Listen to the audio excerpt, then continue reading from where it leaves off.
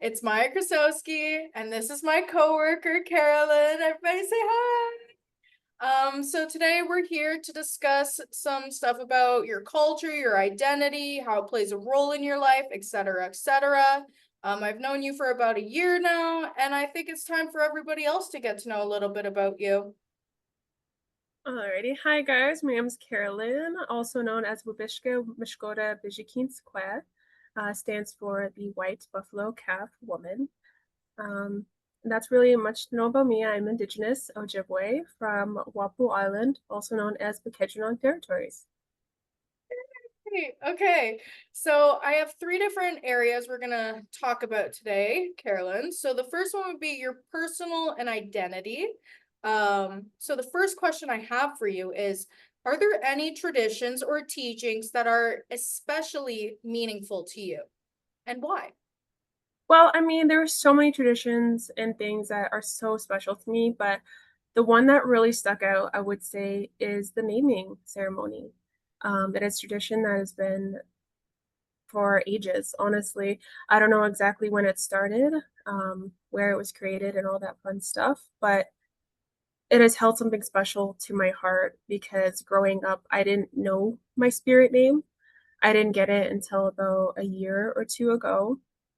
And growing up without it, I would say was really rough because everyone around me kind of knew their spirit name. Mhm. And that kind of dictates, who they are as a person, what role they have within our community. And because I didn't have that, I felt I didn't have a piece of me. So I would say the naming ceremony is a tradition that kind of just stays close to my heart, you know? I'm so happy for you, Carolyn. I remember I was at work with you actually the day of or the day after that you found all of this stuff out, and it made me so happy that you're getting, I guess, in a sense, it's opening a door, but also a form of closure, right? Would you agree Of with that? course. I do agree with that. I mean, opening a whole new door about who I am, what role I can play for my community to further, heal in our community as well, but also closing that chapter of not really knowing who I was. And just a question about that. I'm pretty sure through discussions with you, that this is a tradition or practice that typically happens when you're younger. You found out this information a little bit later, right? Yes, it typically, I believe it starts either before you're born or shortly after you're born, that an elder kind of goes through this ceremony with you and you get your spirit name. So you know as you're growing old what role you're playing and what things that you need to do to achieve that goal in your community.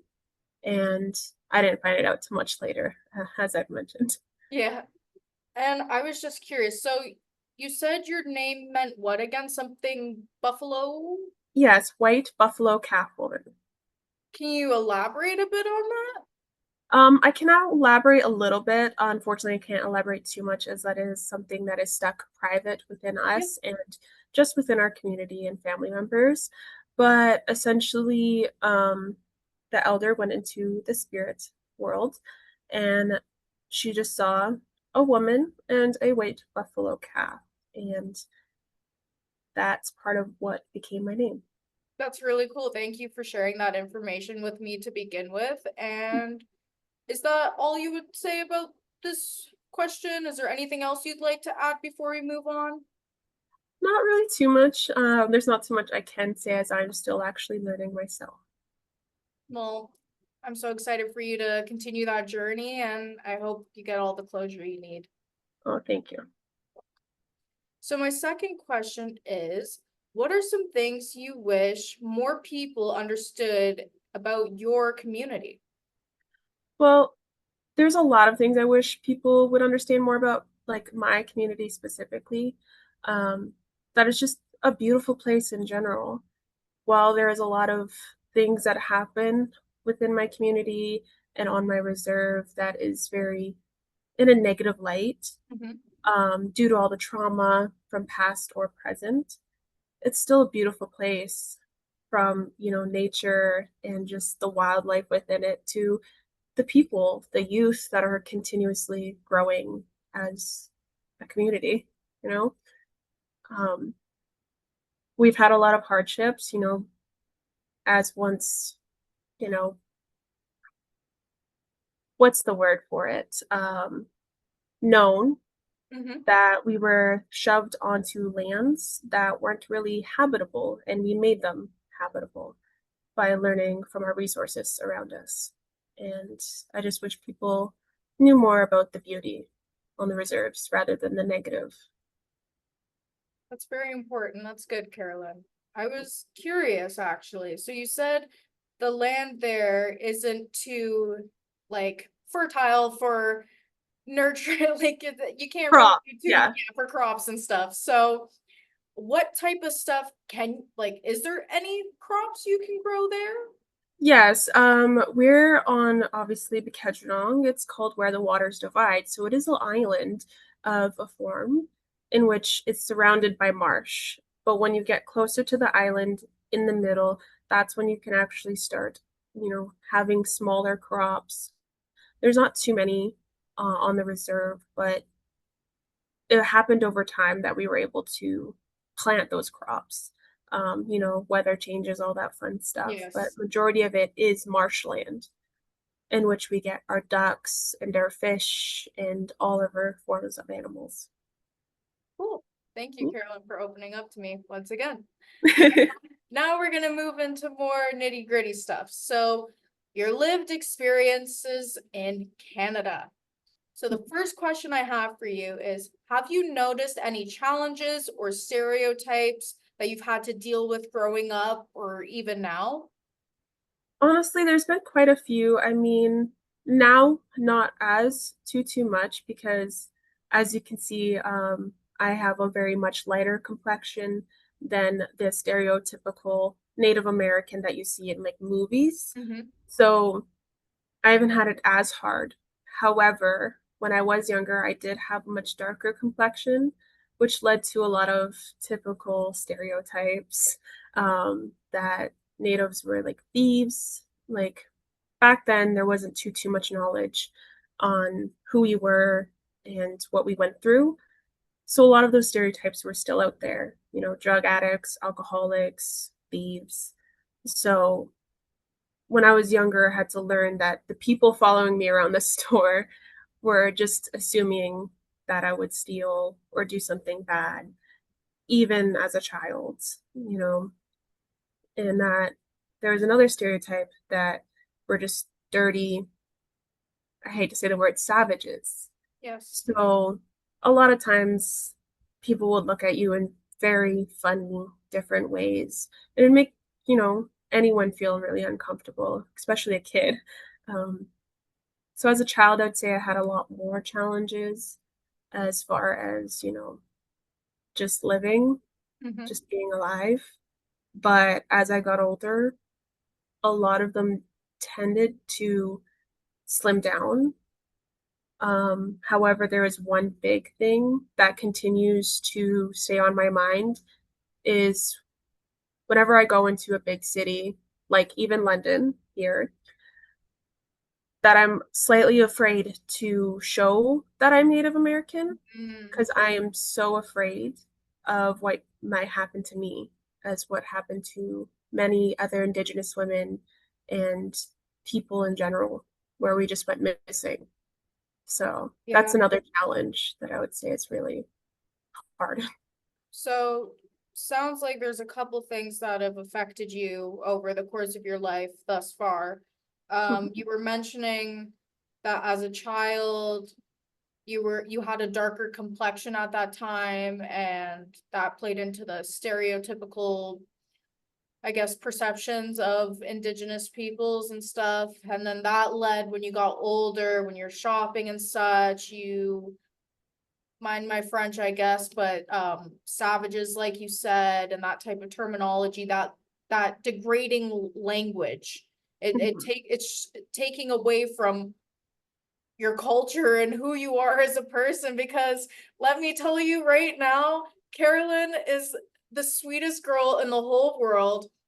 She's always giving back. She's always helping others, always spreading love and support. And it's a shame that all of this has had well, it didn't have to happen, but all of this has happened, and I can't change history. All I can do is to continue to educate myself, and working with you, I've learned we started talking about all this stuff way before I even got into the social work program. Like, I've Mhm. always been interested in your culture and the meaning behind like different seasons and fruits and all that stuff, and your not stripes, the ribbon like dresses and stuff. Like, I see you making that at work. So I'm just glad that regardless of the stereotypes, you feel confident in who you are now.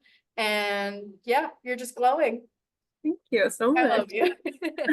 Thank you so much. um so back to youth and such, the second question is, what kind of support or recognition do you think Indigenous youth need more of?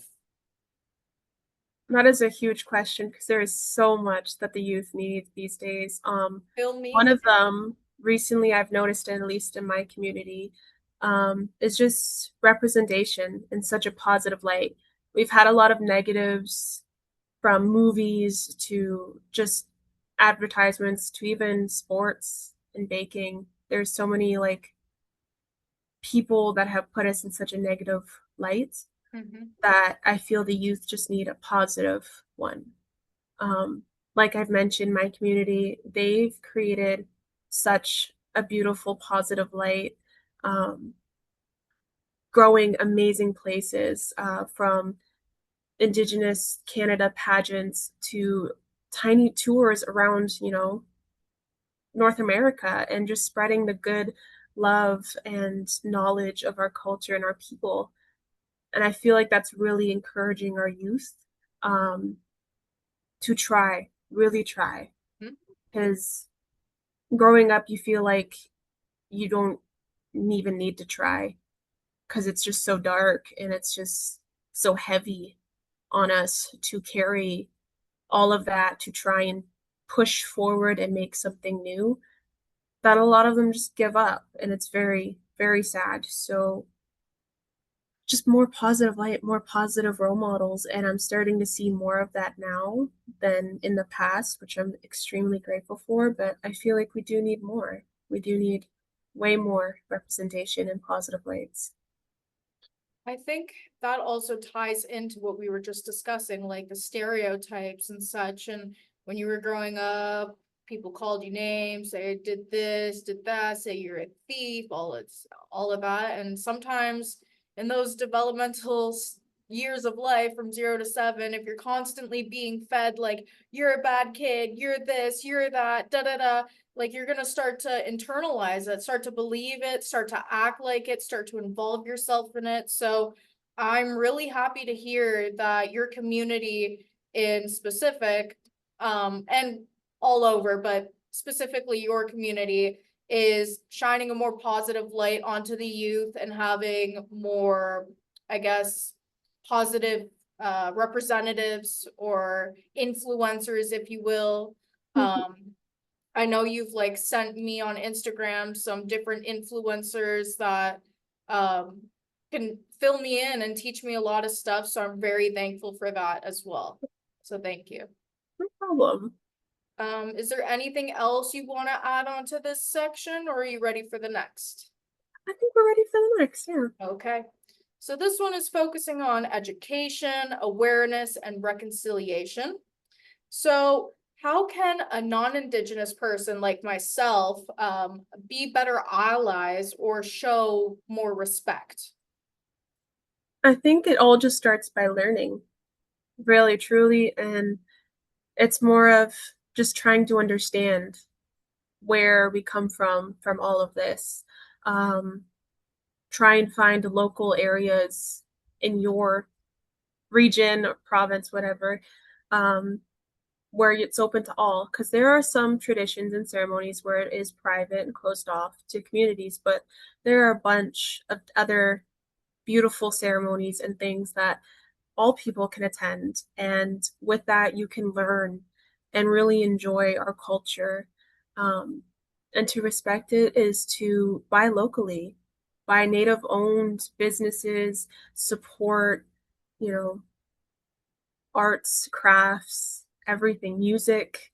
There's so many amazing music artists and beaters and painters, models and singers. There's so many that you could, support and learn from. Find indigenous influencers. Um, I do know a couple from my community that have gone great lengths, and I'm extremely proud of them. Um, I may not be as loud about it, but I am very proud of them. And that's just truly the best way to, you know, appreciate and understand and start to respect a little bit more is just learning. Try something. Yes, I agree. And I think I'm very grateful for my Indigenous Studies class because I have learned so much, like so much, Yeah. more than obviously you teach me a lot. We talk a lot about different things and such, but the 1+1 combo, wow, I'm learning like so much and it's so fun coming to work. And I'm like, Carolyn, listen to what I learned. Or Carolyn, am I saying this correctly? Or am I doing this correctly? And that's one part of it. The second part is I think you should plug yourself in here, Carolyn. I think you are such a positive light and you spread so much joy and you teach people about your culture. Like I know you made those earrings. Show them off. I know you did. She makes beautiful work. Like, and she's an artist herself. She's decked out our whole workplace, both locations. It's amazing. So I really think that is like, sorry, lost my thought there. Um, I think that itself opens people up to the discussion of your culture. If Mhm. somebody comes up to you, is like, "Hey, I love your earrings." It's like, let me. You're like, "Oh, you do? Well, da da da da da da da." Because that's how I started learning too. Because at first I was like, "Those are just my white self." I'm like, "Those are really pretty earrings," and you're like, "Yeah, I make them. They're a part of my culture." Da da da, and I'm like, "Oh, that's so cool." So yeah. Yeah, just as you've represented, it's all about just asking. It's never harmful to ask. And when you do ask and you are told what is, respectful, not respectful, well, now it's just all about asking and just understanding to the best of your ability and trying. I think people are just scared sometimes, like even myself, like I don't ever want to come off as racist Mhm. or anything as such, but as a white individual, I am from like inside and out.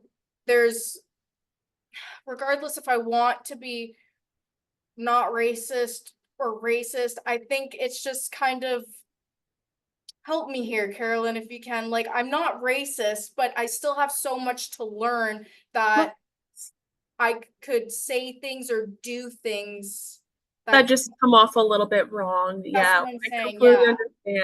understand. I think it happens with every single culture, though, not even just Native Americans. It Yes. also helps with, the African culture, the, Asian culture, so many other cultures that it's like kind of scary to ask because you don't want to come off as wrong, but it's easy as saying, "Hi, I'm just a little curious. Yes. I'm just curious to know about this part of your culture." And if we're able to tell you, would love to tell you, would love, a lot of us would love for everyone to learn a little bit more. So just finding people and just asking, that's really truly is just be curious. You gotta shoot your shot, man. You only got like, what are you gonna do? You're either gonna hold that in and feel that sometimes Guilt. I feel uncomfortable because I'm like, I don't know how to approach this. Like, what do I do? So I think you just have to be comfortable with the uncomfortable Of course, yeah. while being respectful. Yeah. Anyways, we're gonna move on to the last question here. So, what do you wish was taught more in school about Indigenous history and culture? I mean, obviously, right now, what's happening with all schools is they're opening their books to a lot more that's happened recently.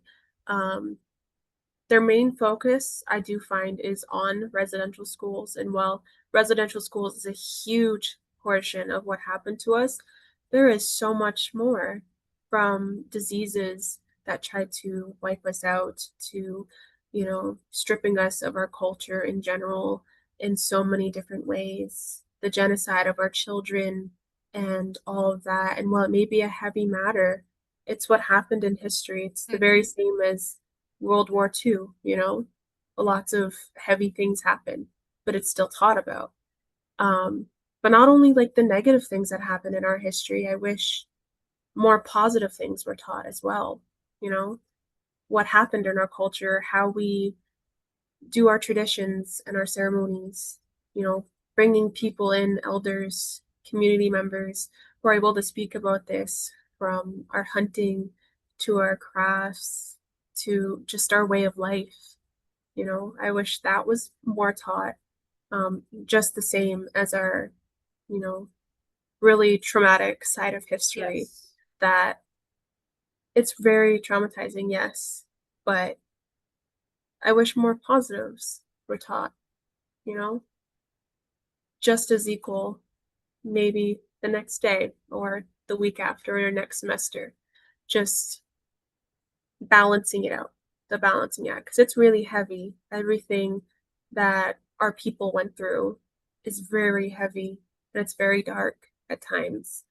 So to balance that out with something very positive, I find would be very helpful into encouraging people to learn more. I think that is really important. I think a lot of the time we focus on the negatives versus the positives, and somehow the negative stuff always outweighs the positive stuff. Like, Yes. I I don't know know it. why, but I think a negative energy is it can be more strong than a positive light. You know what I mean? At times, yes. I'm very grateful that, at least as far as my knowledge, I'm not too sure about other schools and districts, but um, my local district, as far as my reservation and the high schools outside of it, they're teaching more. They're learning more. They're trying to open their books and their minds into more than just residential schools, and more into the history, deeper into the history. And on top of that, they're actually bringing in, at least as far as my reservation school, more about our culture, teaching the youth, our ways, so that way it can forever live on. And it is really beautiful to see That the makes little me ones. happy. That makes me really happy. I think it's super important that starts to be integrated even into like Kindergarten, any yeah. school, like public school, whatever. And in the textbooks too, like I remember being in elementary school and reading about all these different things in history, but there was never anything about anything that happened to Indigenous people. I remember being in grade 9 actually, and we had a survivor of a residential school come in and talk to us. And I don't remember obviously what she said or too much about it, but I do remember that. And I think other than this class that I'm in now, I have never really been taught anything about the Indigenous culture or the history. My professor, Catherine, she's amazing, and she always tries to shine a positive light onto the culture and what you guys have accomplished. Oh, of course. And the resiliency you have is astronomical, to say the least, because I've said this before. I'm like, if it was any other culture or whatever doing this, it doesn't mean it's the right way to handle things. I'm not saying war is peace, because it's not, but any other, as far as I'm concerned, many other cultures or religions or etc. would have started a war after being maltreated for so long, and it still continues into different systems now, but you guys just, you don't give up, and I love it. Well, we start our own version of war. We're not very violent war Yes. people. We're more very respectful, I guess you could say. We take it political as that's the ways now. Political online. We share news. We spread it to everybody to make them acknowledge the people that were here long before, and more so just our ancestors. We're fighting for our ancestors here. And I think that just gives us a whole powerhouse to push through is the strength from, the spirit of our ancestors, from Creator, from the earth itself, just to push through, to continue fight for those children and for those people and our ancestors from history. So on that note, it sounds like I think we both think that things are gonna start hopefully looking up Oh, for our indigenous peoples and communities. I think there's a lot more awareness, a lot more influencers, a lot more access to resources, or even though they might have been out there this whole time, I think just the way social media is now, it's a lot more pushed. mhm. I think people now are also more aware of the language and how stereotypes and education and all that jazz play a role into how indigenous peoples and culture is looked at. And I'm really hoping to continue learning as well, from you, from classmates, from anybody who's willing to talk truly. And I'm very grateful for your time today, Carolyn. Thank you so much for your knowledge and your teachings. And I'll probably see you tomorrow. Of I'll see you tomorrow. And I thank you so much for, taking the time to talk to me, just ask. That's always course. a blessing. Alrighty. Okay. Take care. Take care. Bye bye. Bye.